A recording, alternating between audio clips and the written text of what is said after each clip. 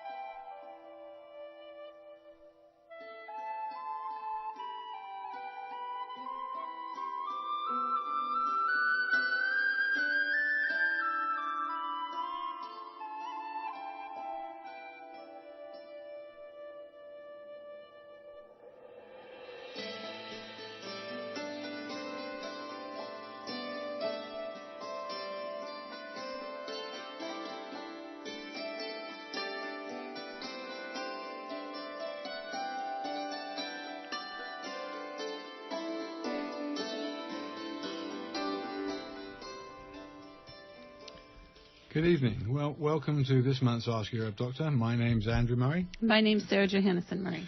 For those of you who perhaps have never listened to our shows, which run every third Friday of the month from 7 till 8 p.m., we're both licensed medical herbalists who trained in England and graduated there with a degree in herbal medicine. We run a clinic in Garberville where we consult with clients about a wide range of conditions, and we manufacture all our own certified organic herbal extracts which are either grown on our CCUF certified herb farm or which we source from other USA certified organic suppliers. So thanks for joining. You're listening to Ask Your Herb Doctor on KMUD Garberville 91.1 FM, and from 7:30 until the end of the show at 8 o'clock, you're invited to call in with any questions either related or unrelated to this month's subject of dementia and progesterone. So the number here, if you live in the area, is 923-3911, or if you live outside the area, the toll-free number is 1-800-568-3723. That's 1-800-KMUD-RAD. And we can also be reached toll-free on 1-888-WBM-HERB for further questions during normal business hours, Monday through Friday. Well, as luck would have it, today's a very special day, isn't it? Two reasons. Number one, it's not the end of the world. At least I don't think it's going to happen today anyway. And secondly, but more importantly, it's actually the winter solstice. So the shortest day of the year, the longest night, and things can only get lighter and brighter from here on until the next solstice. So That's one of the main things we look forward to. Once again, we're very pleased to have Dr. Raymond Peat with us. His latest research article is what we're going to be opening up in this month's show. His article is entitled Demystifying Dementia, Protective Progesterone. I know he's a big fan of progesterone and the other anti-aging, anti-inflammatory related compounds. So Dr. Peat, thanks so much for joining us. Hello. Okay, so I think as usual, for those people who perhaps have never listened to the show before or maybe don't know you, would you please just give us a rundown of your academic professional background? From 1968 to 72, I studied biology at the University of Oregon for a PhD and worked on aging of the reproductive system and physiology more generally. And one of the things I noticed during that working on my thesis relates to what we were talking about last month and the relation of hormones to electromagnetic fields and dementia. I had been interested in radiation for a long time before I went to the University of Oregon, and was aware of some of the biological interactions.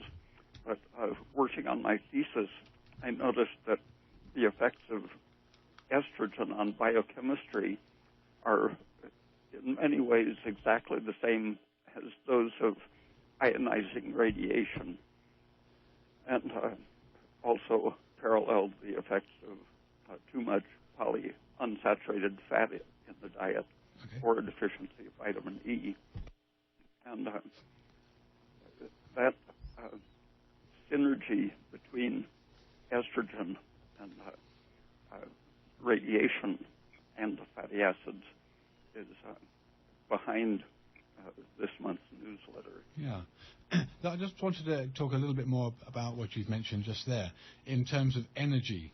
I think if most people hearing tonight's show, if there's something I think we want to get across, there's several points, and one of which is the need for metabolic energy in our bodies, and every organism ultimately is using energy to do, to convert chemicals into other chemicals, and to basically all the cellular processes require a currency of some kind of energy, and ultimately ours is oxidatively burning glucose. That's the best way of doing it, isn't it? Yeah, and under stress, we can force our physiology over to burning fat instead of glucose, and that causes several changes.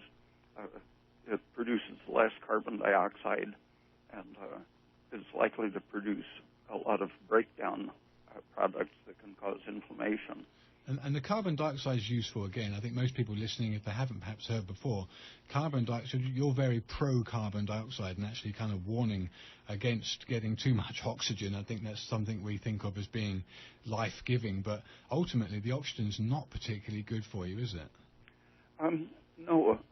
Most people have heard about the glycated proteins that people get in diabetes or aging. They call them the AGE. Right, advanced glycation end products? Yeah. And excuse me. Those stick to certain parts of protein molecules, and it happens that carbon dioxide also has a spontaneous ability to attach to those same groups. And if carbon dioxide is abundant, you can't get glycation because carbon dioxide is protecting that group. Oh, there you go. Huh. And it's also the higher carbon dioxide in the blood will help you utilize your oxygen better. I mean, within normal levels. Obviously, if you have too high of a level of carbon dioxide, it'll probably cause problems. Yeah, it delivers oxygen to the cell. So it's still stressing the importance of oxygen. It's just a higher carbon dioxide will allow the cells to absorb more oxygen. Yeah, for example, in the brain, in proportion to how much glucose you're oxidizing and how much carbon dioxide you're producing, it not only releases the oxygen from the hemoglobin so it can get into the cell, but it relaxes the blood vessels so that more blood brings oxygen. That's a general feature of carbon dioxide. It tends to relax things. So when our metabolism is working healthily, then we will be burning sugar for fuel and not fat. But under stressful situations, we burn fat. And if that fat is a polyunsaturated fatty acid from nut and seed oils, then it becomes quite a stress on the system. Yeah, and it happens that starvation or radiation or estrogen will all shift our oxidation from sugar to fat. Right, which is why fasting, again, is not a good thing to do, is it? You don't advocate fasting, even though I think a lot of people or new age groups or cultures will say that fasting is a fairly important part of a yearly process. Yeah, one of the special problems of fasting, if you've been eating polyunsaturated fats in the past, is that it gives you a pure diet of polyunsaturated fat with a terrific amount of oxidation byproducts when you go into a starvation state. Yeah.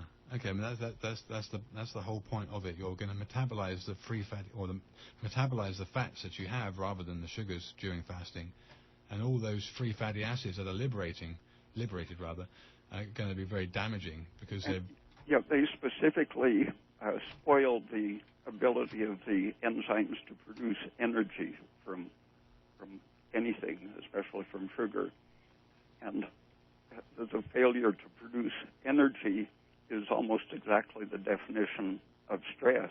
Right. Anything that makes you lack energy is stress. It turns on the whole system of responses to stress. Okay, well, and doesn't the body go into stress after 8 hours of not eating? If you've got a tremendously efficient liver, some people can go much longer than that. But as your liver gets less efficient, many people can only go an hour or even less without suffering the symptoms of starvation. Some people wake up every 1 or 2 hours during the night with nightmares or a pounding heart, which happens when the liver runs out of its sugar supply. Okay, so getting back to not losing the thread of the metabolic energy point behind Alzheimer's, would you open that up a little bit and explain why this energy failure leads or is in part responsible for Alzheimer's? Well, the features that people consider to define Alzheimer's in the last 10 or 20 years have been the amyloid plaques and the neurofibril tangles. Okay. And it happens that the folding of these proteins that form amyloid fibrils, the folding is intensified by free fatty acids if they're polyunsaturated. And those are released into the bloodstream when your liver runs out of sugar, basically, or you're starving. Yeah. And so chronic starvation and chronic exposure to polyunsaturated free fatty acids. Or chronic exposure to stress. Yeah. That's a major factor in creating the amyloid, and the amyloid has sort of a chain reaction effect, creating the tangles and the phosphorylation of tau protein and the whole structural change that they identify as typical of the Alzheimer's brain. But any injury to any tissue anywhere in the body happens to activate the enzyme which creates estrogen. It's like when you injure a tree, it causes sprouting by turning on hormones in response to the injury. Okay. That's how estrogen works. Many enzymes get turned on, but especially aromatase, which is the basic former of estrogen itself. And so in stress or any injury, aromatase appears and begins making estrogen right inside the tissue. and that happens in the Alzheimer's brain. You mentioned also that for people that are people that are listening that are not scientific, perhaps the mitochondria. You've mentioned these in the past, and for people that aren't particularly scientific, these are the kind of factories, if you like, of energy production within the cell, and every cell has mitochondria, and these are also damaged by estrogen. And not only is estrogen damaging them in at least 6 or 8 different ways. It shifts from the ability to oxidize glucose. It impairs the very enzyme that uses oxygen several different places in the mitochondria. But besides poisoning the energy, it also blocks the ability to turn cholesterol into steroid hormones. The brain is one of our biggest steroid-forming glands in the body. Okay. And its concentration of steroids, progesterone, DHEA, and pregnenolone, especially DHEA and progesterone, is about 10 times higher than in the bloodstream. It's probably the largest consumer of oxygen as well, right?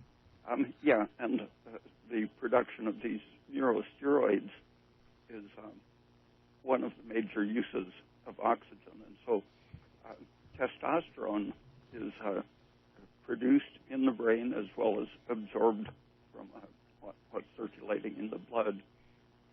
And when the brain is injured, besides not making these hormones as effectively as it should because of the damage to mitochondria, right. The aromatase enzyme begins turning testosterone into estrogen. And last month we talked about how the electromagnetic field exposure lowers testosterone. Yep. Any injury does that. Ionizing radiation, concussion, starvation, whatever. And these PUFAs, you're saying, is also another... And so as the testosterone goes down, the estrogen is going up, and that causes other hormones. The brain is a source of signals to the other glands in the body. The gonadotropic hormones, FSH and LH, regulate the ovaries and testicles. So basically, we can look at estrogen as just a very big player in mediating inflammation and causing a lot of inflammation. And it's basically would be lumped together with prostaglandins, and estrogen would be the opposite of what testosterone and progesterone does in the healthy brain. In many ways, probably dozens of different ways. I don't think people consider estrogen to be such an inflammatory mediator. I think we consider estrogen to just be a normal hormone like progesterone and testosterone, but actually they're contradicting each other constantly, male and female bodies. Yeah, that's because the estrogen industry has done such a good advertising job for... And when you're exposed to radiation, whether it be from X-rays or whether it be from satellites and cell phones, it all increases your estrogen, which then blocks the testosterone in men and the progesterone in women and causes a cascade of inflammation.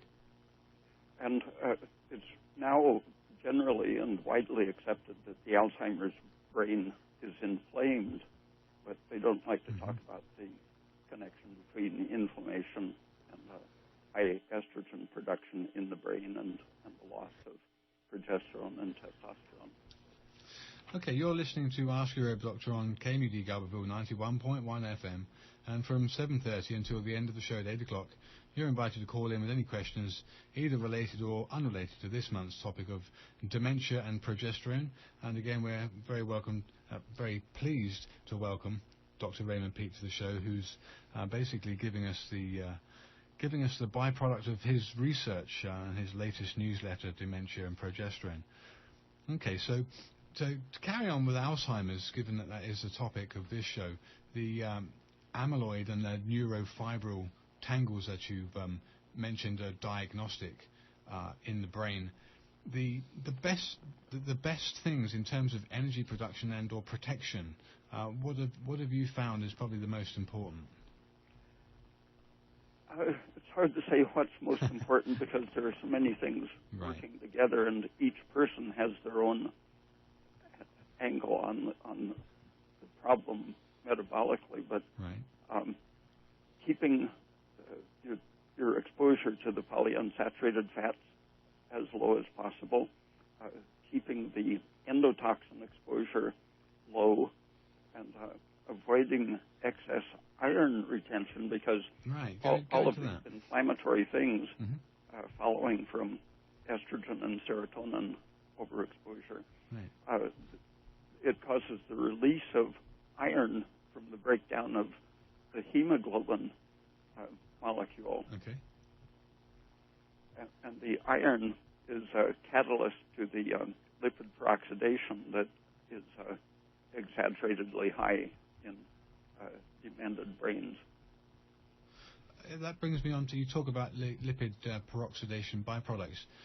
You mentioned a compound which I did take some time to look up, and maybe we'll talk about that in a little bit. Acrolein as being 10 to 100 times more potent than some of the other lipid byproducts that you've mentioned in the past from fish oil. So talk a little bit about acrolein and how damaging that is.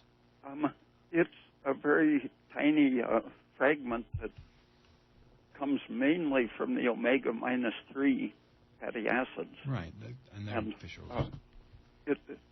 I think because it's so small and chemically active is why it has greater effect by many times than the longer chain aldehydes and oxidants. It's much more potent at catalyzing the reactions, though, and apparently it lasts a lot longer.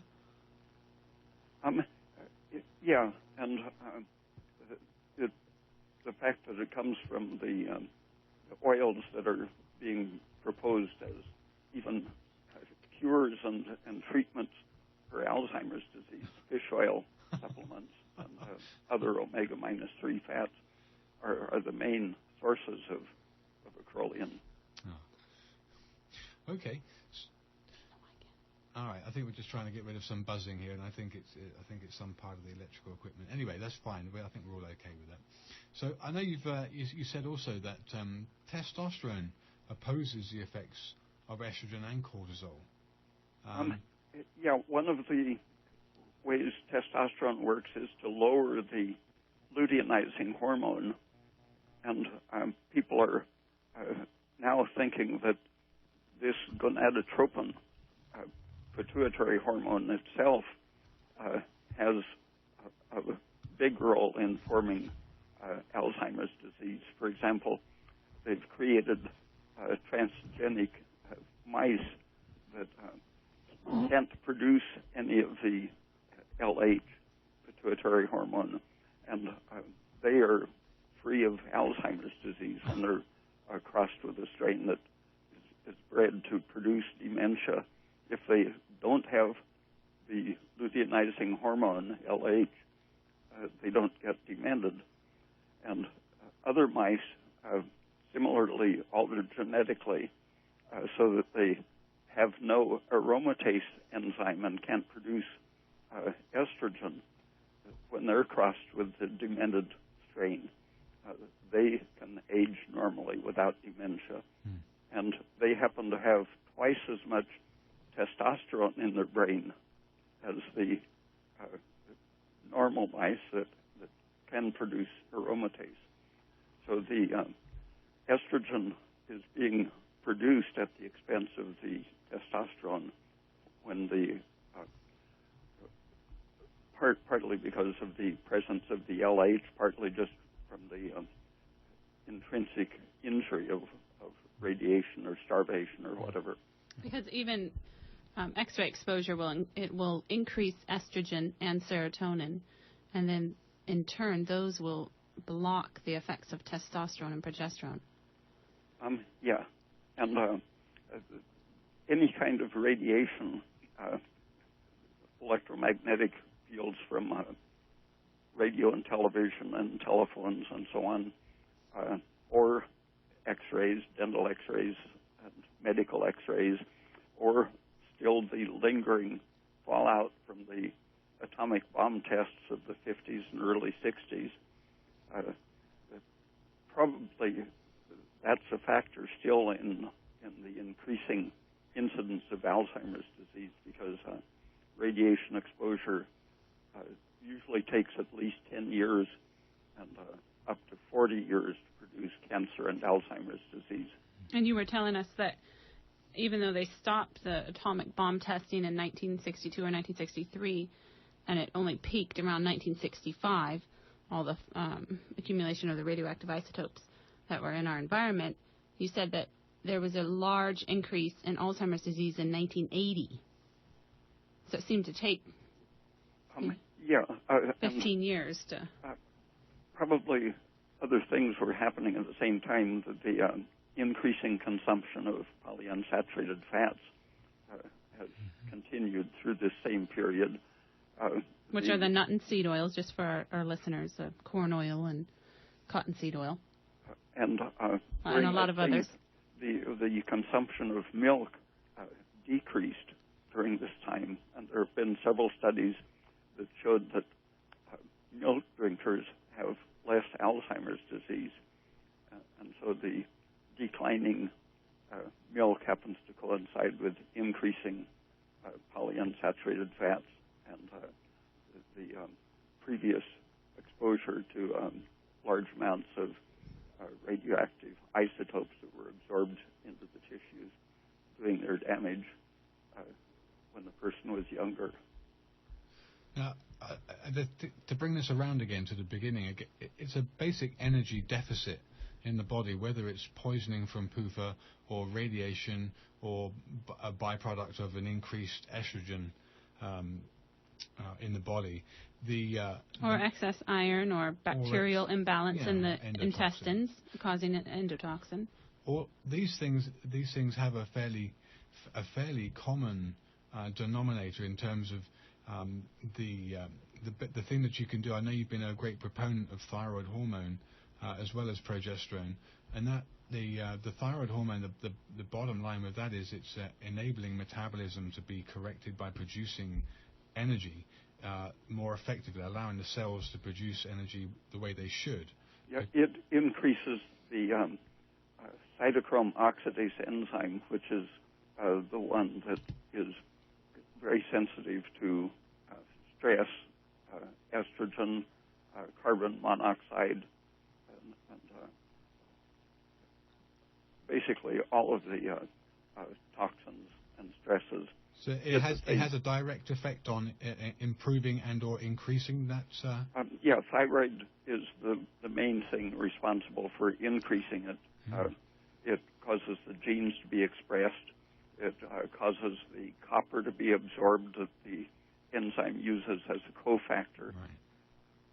And light is another major factor because with the stress of metabolism, the copper can get detached from the enzyme. Okay. And the exposure to ordinary visible light, the red long waves of light that will pass right into your brain, these happen to lift the copper atom just enough to restore its position in the cytochrome enzyme.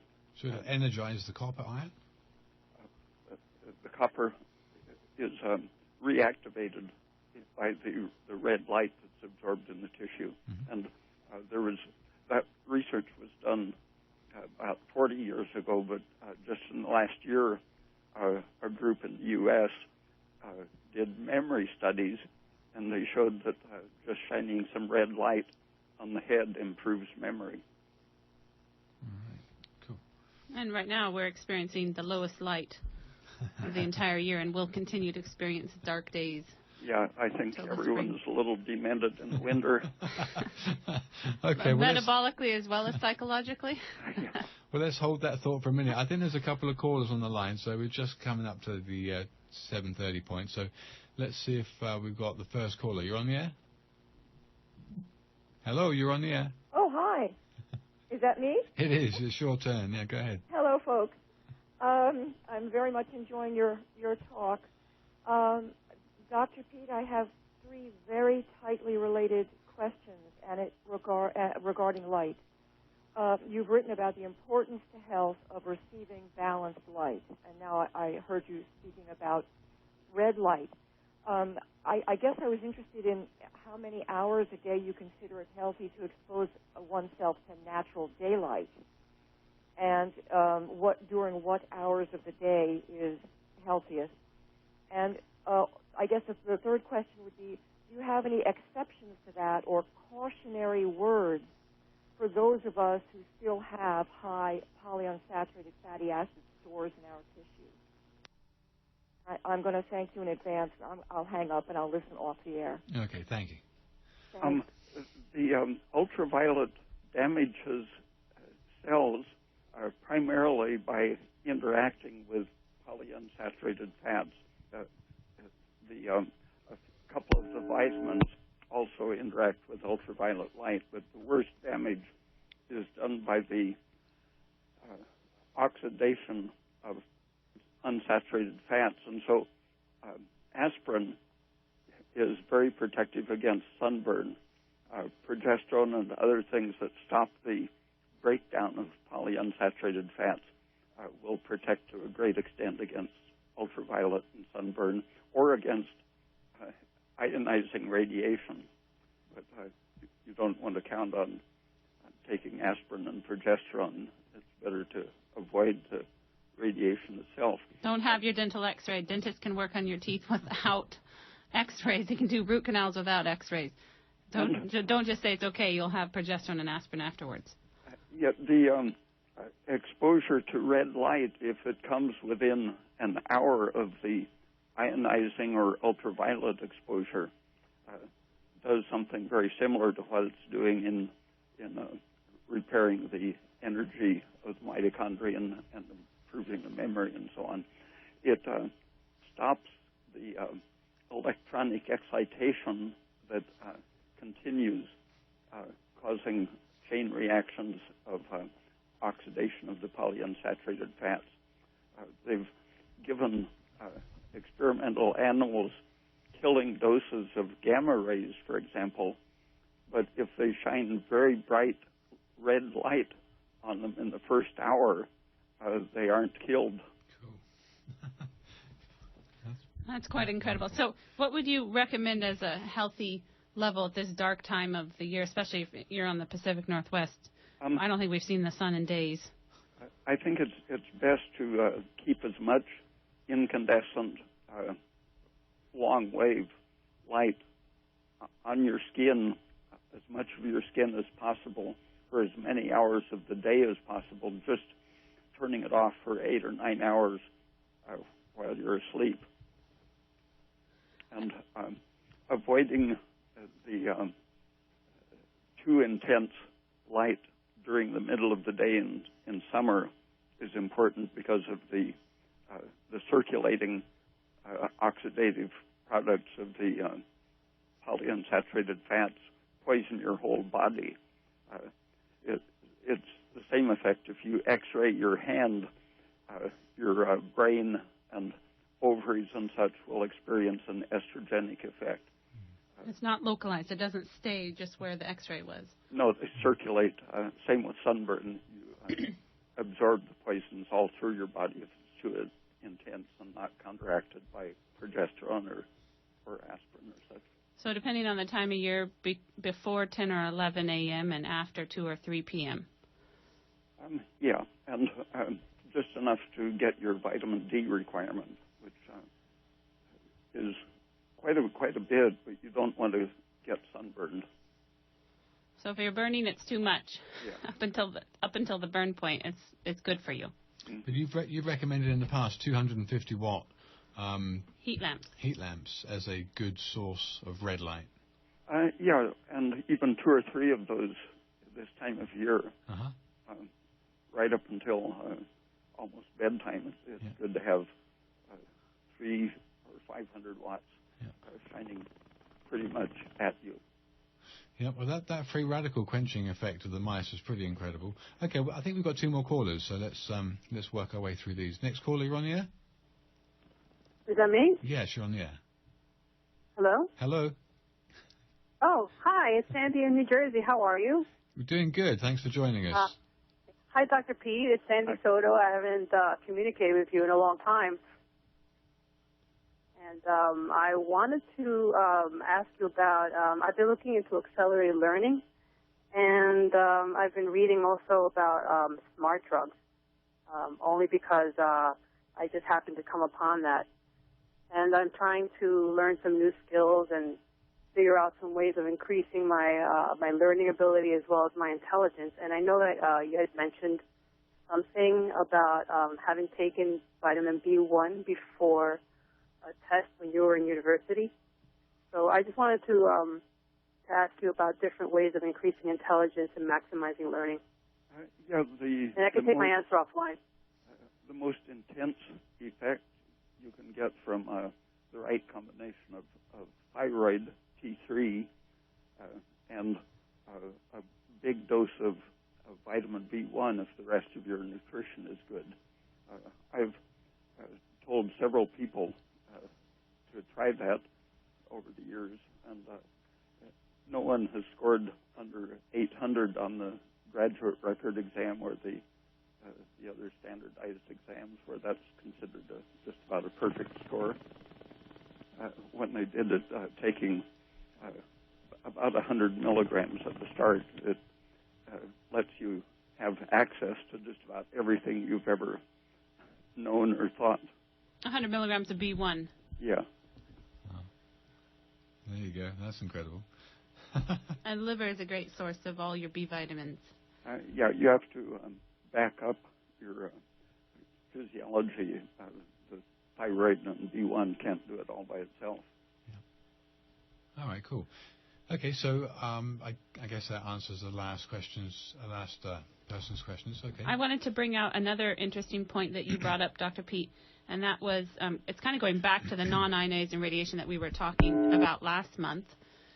You know, the cell phones, but also the electromagnetic fields. And you said that there was a study done on sewing machine workers and how they had a 3 times risk of dementia or Alzheimer's because they were exposed to an electromagnetic field from the motor of the sewing machine. Yeah, I think that was people who were working 8 or 10 hours a day for a long time in a sweatshop situation. So even something that people think is harmless like a motor can cause an imbalance in the estrogen and the progesterone levels.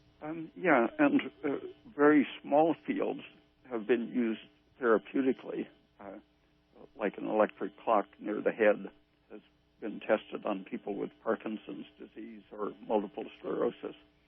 And very, very small fields can have a beneficial effect in certain circumstances.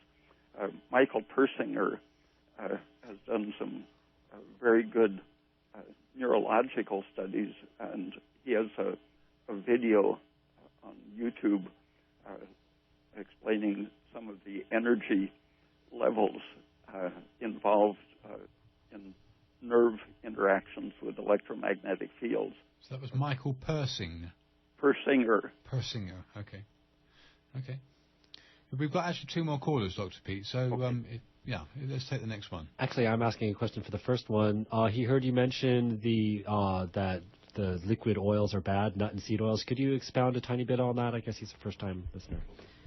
Okay, so polyunsaturated fatty acids, which are also known as omega-3 and omega-6 oils, are found in all nuts and seeds.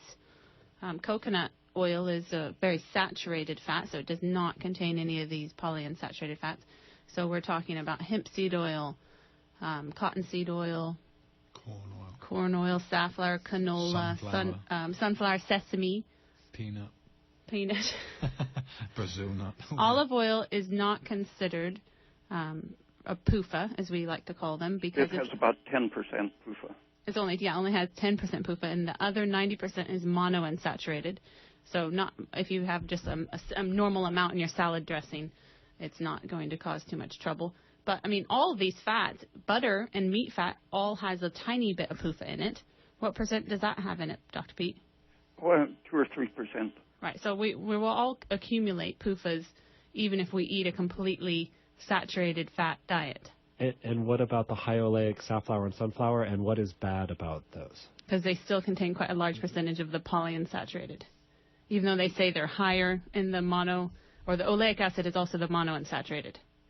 When I was working in the hamster lab at the university and got interested in the unsaturated fats, I bought a bottle of, I think it was corn oil, and put a rubber tube in the top of it with a rubber stopper and put the other end in a bottle of water.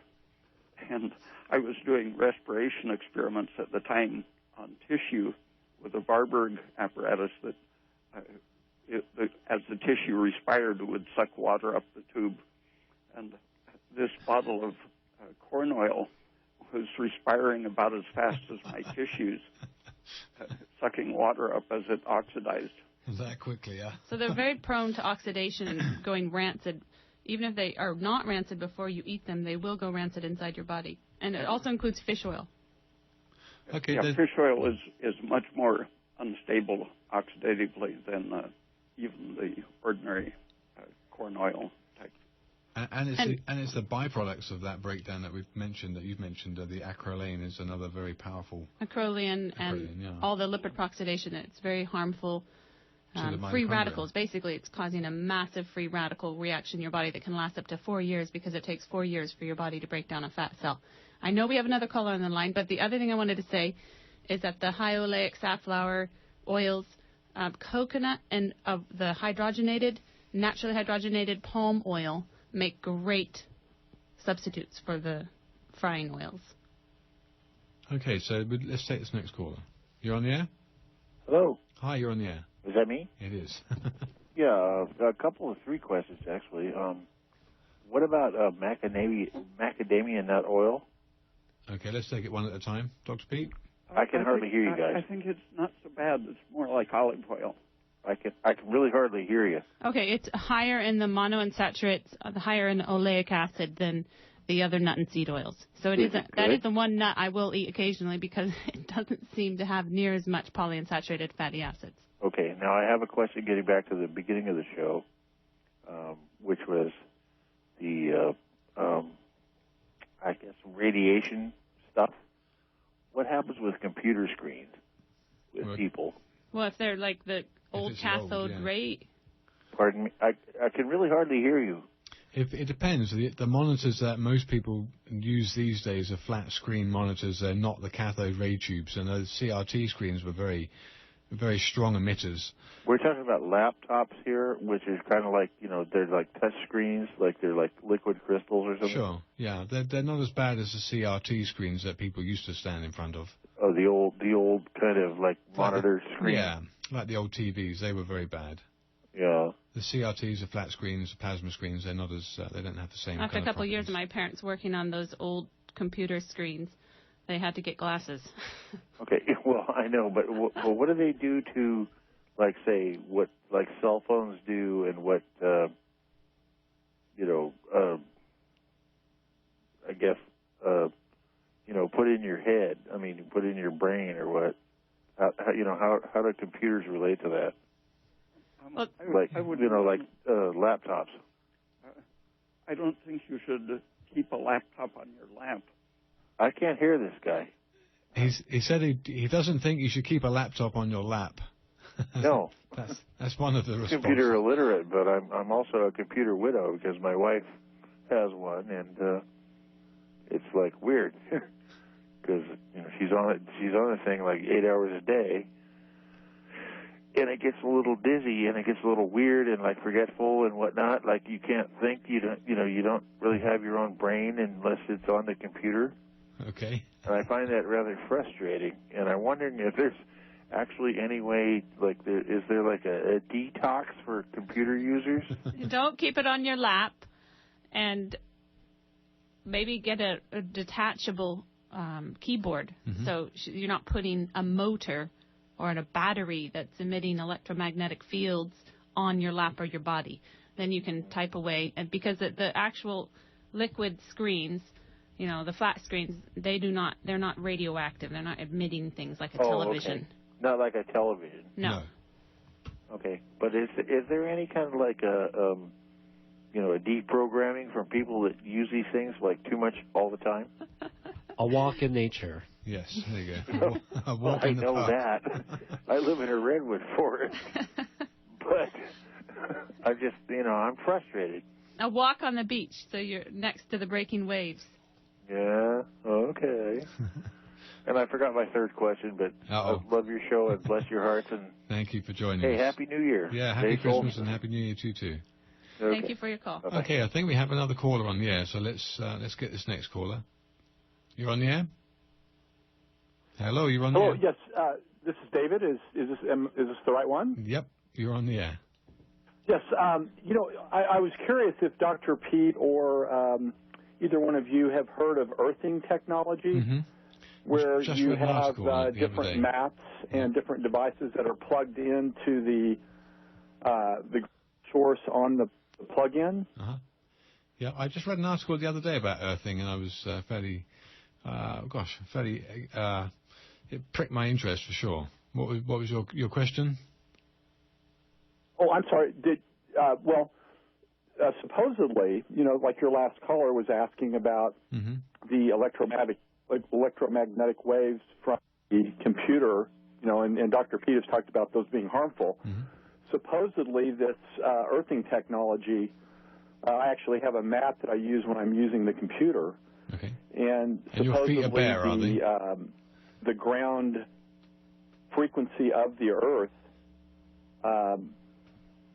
basically overwhelms any of the electromagnetic waves coming from these devices. Does that make sense at all? Yeah, Dr. B, have you heard of this grounding technology? The particular thought that they have is that it removes an excess of electrons from the body, but actually the Earth is also a source of electrons, and I'm fairly sure that there is benefit from having some kind of a more or less direct contact with the Earth. I'm not sure the argument in that book is exactly right, but I think the point is good. So what do you think about these? I've used a meter. I've like been next to a computer, put my hand on a laptop, and then actually put my hand on the grounding mat, and it did seem to change the frequency immediately, back down to a normal frequency, more similar to the Earth. So I don't know if it's working or not, but it seems like it could possibly be beneficial. One thing it does is to prevent the buildup of fields, and grounding everything in the house is probably a good idea, but still staying away from the machine as far as possible is the best thing. So, using like Apple TV, which is obviously, a wireless frequency going through the house, those things are, I'm assuming, are really bad for us. Well, it's just adding to our load of non-ionizing radiation. Okay.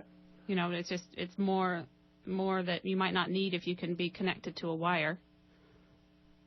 Yes. Rather than using the sure wireless. Isn't as convenient, though, but I guess our health is more important. But, anyway. Okay, well, thank you. Thank you for your call. call. You're very welcome. Okay, bye. Thank you. So was that the end of the callers? Or no? Okay. I think we still have another caller. Let's take this next one. Hello? Hi, you're on the air. Hi. I have a question about oils again. I attended the Weston A. Price Foundation conference recently. I don't know if you're familiar with that program, and kind of the basis of it is a fermented cod liver oil plus butter oil together. And there was also, so I'd like your thoughts on the fermented cod liver oil. And there was a speaker who gave evidence about how coconut oil, being a medium-chain fatty acid, prevents and reverses Alzheimer's. And the dosage was 1 tablespoon 3 times a day. And there was evidence given about how it reversed Alzheimer's. So I'd like your comments on Weston A. Price, if you're familiar with that work, and the cod liver oil and the coconut oil for Alzheimer's. The butter is good, and I think it's better to eat the whole liver rather than just the oil, because there is a lot of polyunsaturated fat in the oil. And you'll get the same vitamins in the actual liver rather than in the oil of the liver. And many more vitamins besides. You don't get the K. Vitamin K is in the liver, but not in the oil. And the B vitamins are not in the oil either, that you would get in the liver. So what do you think about the Weston A. Price protocol? Well, it's better than most things going around. Okay. All right, we do have another caller, so let's perhaps rather get into that. You're on the air? Hello? Hi, you're on the air. I don't know if you covered it or not, but have you covered dementia with vegetating, doing juice of cannabis vegetative leaves? The juice of the leaves? Yeah, juicing vegetative leaves in the cannabis leaves in the vegetative state helps dementia victims. Have you covered that yet? No. Do you know anything about that? Or? I really can't even hear you, unfortunately. So I guess I just put my question out there if you heard me. Yeah, we heard your question, and we'll go ahead and answer your question. Dr. Peat? Earlier we were talking about avoiding the unsaturated fats, and the saturated fats help to protect you against even the stored unsaturated fats in your tissues. And so that's one of the things that the coconut oil is doing. Since the unsaturated fats are poisoning your energy-producing system and blocking the thyroid action, usually you can notice your metabolic rate speed up when you take a tablespoon of coconut oil. And that only lasts for an hour or so after a tablespoonful. So if you do it with each meal, you're getting, in effect, thyroid activation, which restores your energy production for a while. So coconut oil and sugar and thyroid are things that help to offset the polyunsaturated fats. Do you know? Have you heard anything about what that last caller was mentioning about the juicing vegetative leaves? I've heard of using the various forms of the cannabis chemicals, but not the juice of the leaves. Okay, all right. Well, we have another caller, so let's get this next caller. Hello. Hi, you're on the air. Yes, I had a quick question for Dr. Peat, and a great show.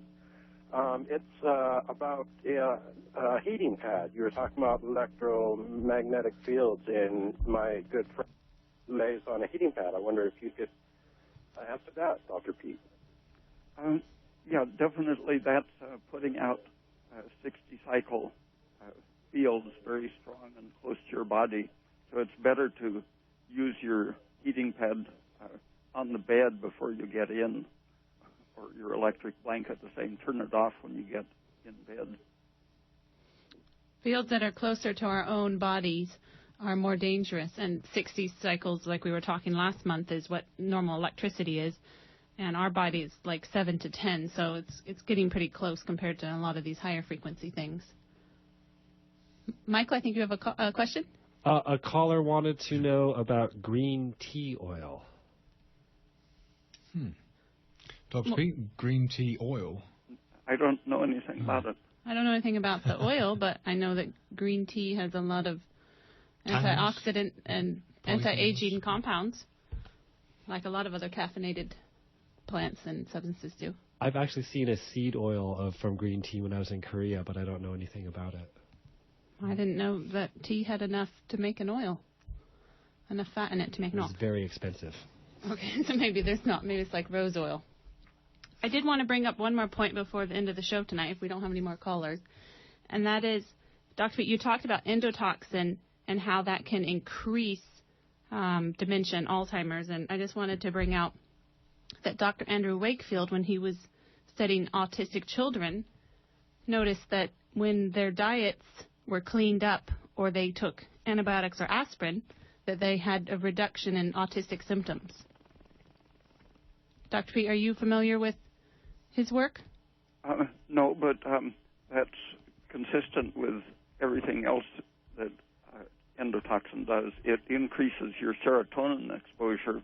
Serotonin works to increase estrogen, free fatty acids, and so on, poisoning the mitochondria. And high serotonin is characteristic of autism. And so cleaning up the intestine, several approaches have done a similar thing for autism. And anything that lowers the serotonin seems to help autistic. Thyroid or drugs such as cyproheptadine and various anti-serotonin drugs.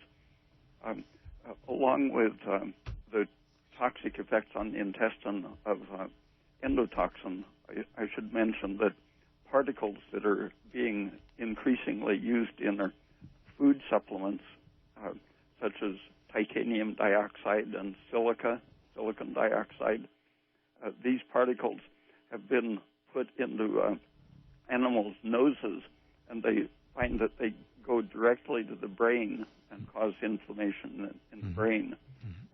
Similarly, in the intestine, any particle that is ingested can get into the bloodstream and reach the brain, where it can cause inflammation. So, and I know you're a big proponent of not eating grains and starchy root vegetables, and instead eating fruit. Part of that is because the particles of starch themselves can get into every compartment of the body, including the brain. And there's another doctor that uses this for autistic children, a diet of just fruit and honey for all their carbohydrates, and the children are in much better shape. Another diet feature that helps with all of the brain problems is in fruit juice. Orange juice and guava, for example, are very high in substances that knock out the estrogen-producing enzyme. They're aromatase inhibitors. These are apigenin, naringenin, and hesperitin. And soybeans happen to have a substance that does exactly the opposite, called genistein. So for Christmas, avoid soy and eat oranges instead. Well, listen, Dr. Peat, I want to stop you there just so I can make sure that people that are listening can get more information about you. Thank you so much for joining us and sharing. I think it's fairly clear, not just from tonight's callers, but just want to let you know on the air too that we get so many people writing from all over the country that have listened to this show being broadcasted on the internet, that your voice is out there for sure, and we really do appreciate you giving your time for nothing and coming on the show, being part of it and opening people's eyes and hopefully their ears and their minds to different concepts and things they need to really stand up and take notice of. So thank you so much for giving your time, Dr. Peat. Okay, thank you. Okay, so for listeners who have joined the show, www.raypeat.com. Please go visit his website. Everything he's got is fully referenced, scientific journal, quality articles. So please do yourself a favor.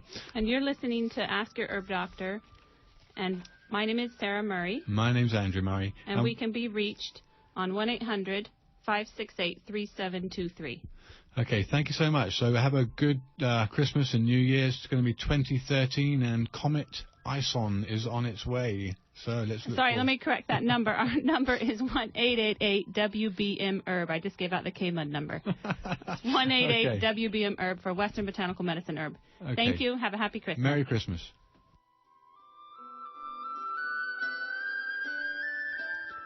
And support for KMUD comes in part from Golden Dragon Medicinal Syrup, an anti-inflammatory, antifungal, antibacterial, antioxidant medicine made without heat or ice. Golden Dragon Medicinal Syrup is organic, edible, topical, cosmetic, and water-soluble. Information is available. Please remember that this program is supported by the listener members of Redwood Community Radio. If you like what you hear, please consider becoming a member of KMUD or renewing if you've already joined. A regular yearly membership is $50, but we accept any amount. Help us keep free speech alive.